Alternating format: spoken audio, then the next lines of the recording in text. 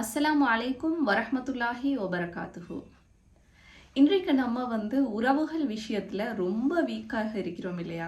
நம்மளோட நல்லா இருந்தவங்க, நல்லா பேசினவங்க, அந்த அளவுக்கு க்ளோஸ் ஃப்ரெண்டாக இருந்தவங்க, இப்படியெல்லாம் நம்மளோட நல்லா உறவாடினவங்க, ரொம்ப ஜாலியா லைஃப்ல நிறைய நல்ல விஷயங்களை ஷேர் பண்ணவங்க எல்லாமே சின்ன சின்ன காரணங்களுக்காக நம்ம அவங்கள தூக்கி எறியக்கூடிய சந்தர்ப்பங்களை பார்ப்போம்.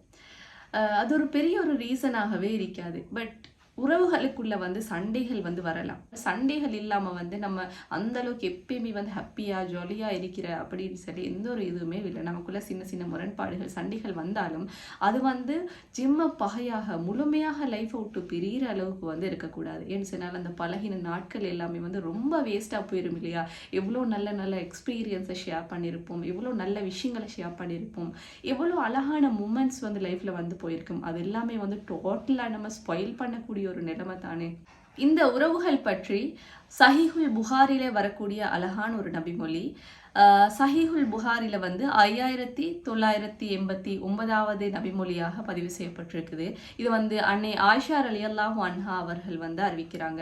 நபிகள் நாயகம் ஸல்லல்லாஹு அலைஹி வஸல்லம் அவங்க சொல்றாங்க, உறவு அப்படிங்கிறது இறை அருள்ல ஒரு கிளையாகும். எனவே அதோட ஒட்டி வாழ்வோருடன் நான் உறவு பாராட்டுவேன், அதனை முறித்து கொள்வோரை நானும் முறித்து கொள்வேன் அப்படின்னு சொல்லி அல்லாஹ் தாலா உறவுகளை படைக்கும் போது சொல்றானாம். ஸோ உறவு அப்படிங்கிறத பற்றி அல்லாஹ் தாலாவை மிகவும் மேன்மையாக உயர்த்தி பேசியிருக்கிறான். நம்ம உறவுகளோட ஒட்டி வாழ்கிற நேரம் அல்லாஹ் தாலாவும் என்ன செய்வான்னு சொன்னால் நம்மளோட ரொம்ப க்ளோஸாக இருப்பான். நாங்கள் எப்படி உறவுகளோட நல்ல முறையில் நடந்து கொள்கிறோமோ அந்த அளவுக்கு அல்லாட க்ளோஸ்னஸ் நம்மக்கிட்ட இருக்கும். நம்ம உறவுகளை முறிச்சிட்டு அப்படி பகைமையாக போகிற சந்தர்ப்பத்தில் அல்லாஹ் விட்டும் நம்ம தூரமாக கூடிய ஒரு சந்தர்ப்பம் அமையுது. ஸோ எனவே உறவுகளுக்கு மத்தியில் எவ்வளோ பிரச்சனைகள் எவ்வளோ பிளவுகள் வந்தாலுமே நம்ம அது எல்லாமே மறந்துட்டு அவங்களோட நல்ல முறையில் இருக்க பார்க்கணும். நாளைக்கு நம்ம வாழ்ந்த காலம், நம்ம ஸ்பெண்ட் பண்ணின காலம், நம்ம அழகா இருந்த தருணங்கள் எல்லாமே வேஸ்டா போயிடக்கூடாது. எனவே பேசாத உறவுகளுடன் அழகான முறையில் பேசி அவர்களுடன் சந்தோஷமாக இருக்க பார்ப்போம்.